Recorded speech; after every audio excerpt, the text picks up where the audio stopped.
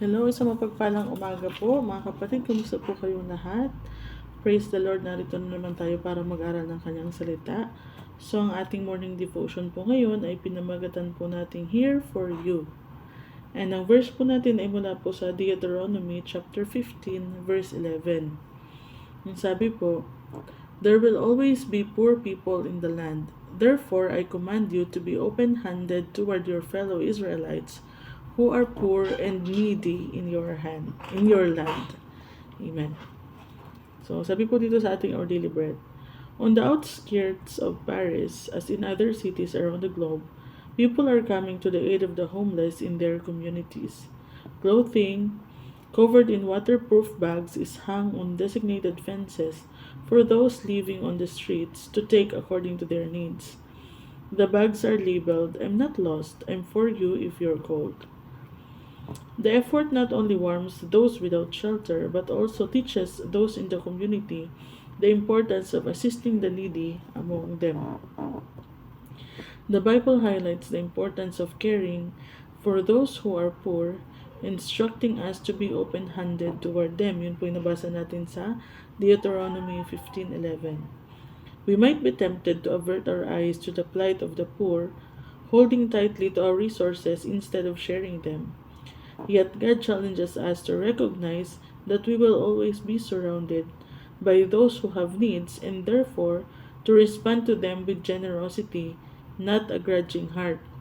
So sabi po sa Deuteronomy chapter 15 verse 10, give generously to them and do so without a grudging heart.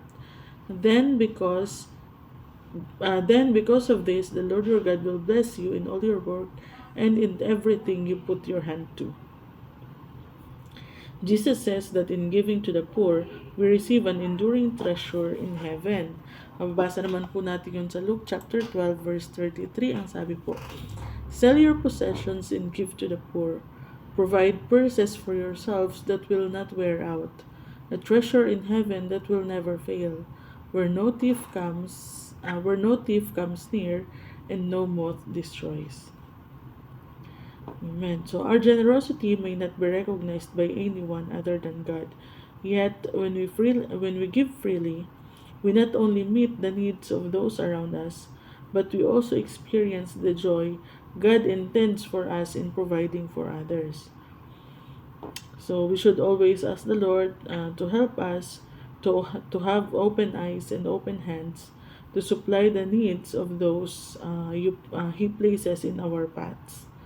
Generosity displays confidence in God's loving and faithful provision. Amen. Praise the Lord. So, nung panahon ng mga Israelites, inutos na ng Panginoon na magbigay sila generously, without a grudging heart. At pagka ginawa daw po nila iyon, the Lord will bless you in all your work and in everything you put your hand to. Sabi ng Panginoon, lagi at laging merong poor people in the land. There will always be poor people in the land. Therefore, inuutosan niya tayo, sabi niya, I command you to be open-handed. So, kailangan bukas palad po tayo sa mga nangangailangan. So, dito po sa Paris and sa mga other cities, pinapractice na po ito na especially pag winter, sila ng mga damit, blankets, mga jackets, hinahang nila sa fence or sa puno, ganyan, na para kunin ng mga homeless or ng mga hindi maka-afford bumili ng ganun, to keep them warm during the winter or cold months, Maging dito sa Saudi before, na-experience ko din yun na nagulat ako bakit may mga nakasabit na blanket sa kalsada, sa yung mga puno na na nasa middle ng road, 'di ba, yung division sa kalsada. May mga puno siya sa gitna. So may mga nakasabit na blanket. So akala ko, nagtataka ako para saan yun pala. Para pala dun pwede pala yun kunin ng kahit sino, especially yung mga hindi maka-afford bumili ng ganun, kasi minsan extreme din ang winter dito, so lumalamig din talaga sobra. So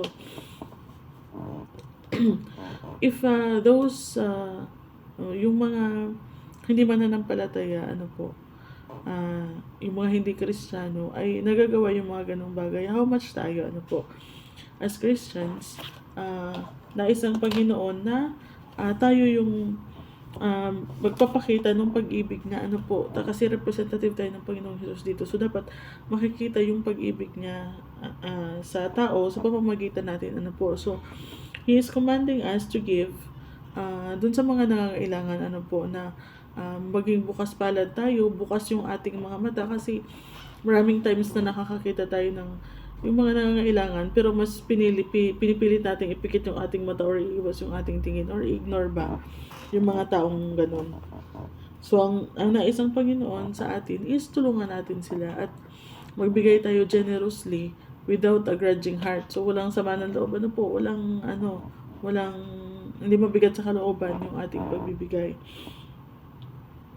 At, ano po yun, sabi nga sa Luke chapter 12 verse 33, sabi ng Panginoon, ang pag-ipunan natin is yung treasure in heaven that will never fail. Ano po, hindi masisira. Hindi mananakaw, hindi masisira ng, ano ba sa Tagalog ng moth? Ng mga insekto, ganun. So, yung kasi natin dito, yung kayamanan natin dito, minsan, ipon tayo ng ipon para sa ating sarili. And pag tayo ay namatay, hindi rin naman natin madadala sa langit. Ano po? So, mas maganda na pag-ipunan natin yung treasure in heaven.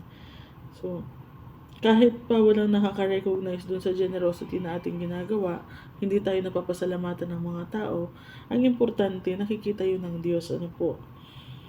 Sabi po dito, when we give freely, we not only meet the needs of those around us, but we also experience the joy God intends for us in providing for others. So, hindi lang tayo nakakatulong sa kapwa. May balik din sa atin, ano po, nararanasan natin yung joy na binibigay ng Panginoon dun sa mga matulungin sa kapwa. Ano po. At I can attest, mga kapatid, na pagka talagang nag-share ka sa kapwa, pagka nagbigay ka sa mga nangangailangan, hindi talaga matumbasan yung joy na nararamdaman. Ano po. Sa iba, parang feeling nila pagka sila ay nagbibigay, it's kabawasan sa kanila. Parang nagmaminus sila sa kanilang sarili. Ano po. Na parang may mawawala sa akin. Para yun yung ibibigay ko sa iba. Kaya minsan, nag-hold tight sila dun sa kanilang mga possession na hindi para sa akin to eh. Ako naman yung mawawalan pag nagbigay ako. Pero, ang turo nga ng Panginoon sa atin is to sacrifice our own para sa iba. Ano po, self-sacrificial. Ano po, sacrifice yung ating comfort, sacrifice yung ating mga wants for others. Ano po, yun po yung nais ng ating Panginoon. And pinangunahan na nga na yung ultimate example ng sacrifice, ano po, is ng ating Panginoong Jesus na nagsakripisyo sa krus para sa ating mga kasalanan. So, why can't we sacrifice a portion of our funds, a portion of our properties, kung meron tayong mga belongings? 2019. Bakit hindi natin may sacrifice para makatulong sa kapwa? Ano po? Yun po yung isa pa po, yung bukod dun sa joy na nararamdaman natin pag tayo ay nagbibigay sa ating kapwa, andun din yung pagpapala ng Diyos sa atin. Ano po. So, bonus na lang yon. Kaya nga hindi natin dapat iniisip na minus sa atin yung pagbibigay. Kasi minsan, actually minsan hindi siya subtraction, minsan addition siya, minsan multiplication pa. Ano po. Kasi ang balik sa atin ng Diyos pag tayo ay generous, sobra-sobra din. Ano po. Magtataka tayo minsan, yung mga, sabihin na natin na yung mga kumikita ng pera sa mga yung mga hindi mananampalataya, sabihin na natin. Tapos lagi sila nagbibigay sa mga charity. Magtataka tayo, ba't to yung mayaman? Hindi naman to mananampalataya. Samantalang ako Kristiyano ako, hindi pa ako yung mayaman. Kasi kahit sa kanila, applicable din yung pangako ng Diyos na pag magbigay ka, pagpapalain ka. Pagka the more na nagbibigay ka sa kapwa mo, mas pagpapalain ng Diyos yung lahat ng ginagawa mo at lahat ng hahawakan mo.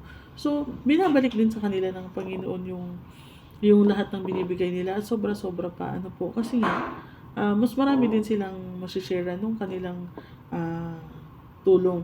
Marinig natin yan sa kahit sa mga hindi mananampalataya, ano po, na ang minsan sasabihin nila, ang secret nila kaya sila mayaman is hindi sila nagdadamot, mapagbigay sila sa kapwa. And it's true, ano po.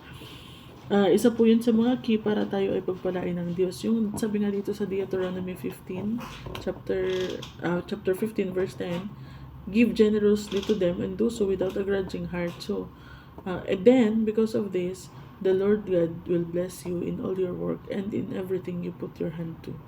So, pagpapalain tayo ng Diyos, lahat ng ating gagawin at lahat ng hawakan ng ating kamay. So, yan po ay pangako ng ating Panginoon na mapanghahawakan natin. Pero, remember, ang sabi po dito, give generously without a grudging heart.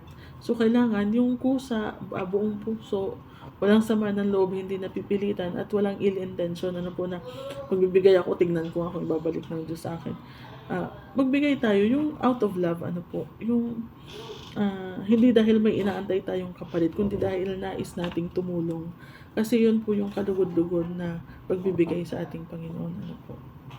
So, nawa, masabi din natin, one day, bigyan din tayo ng kakayahan ng Panginoon to help others, to open our eyes na makita yung needs ng others, at bigyan niya tayo ng means to help others. Ano po.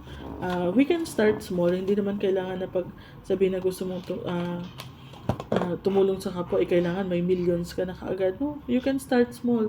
Kahit sa mga simpleng bagay lang, kahit yung pagtulong lang sa nagmamadali ka at may nakita kang matanda na nais tumawid. So, sacrifice yourself. Ay, assist mo muna siya na makatawid. Yung mga ganun po, na simpleng pagtulong, it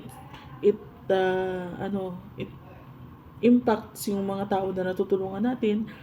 And at the same time, it glorifies God. Ano po. So, you don't have to be rich para makatulong sa iba. In our simple ways, we can show them, we can make them feel that we are here for them. Ano po.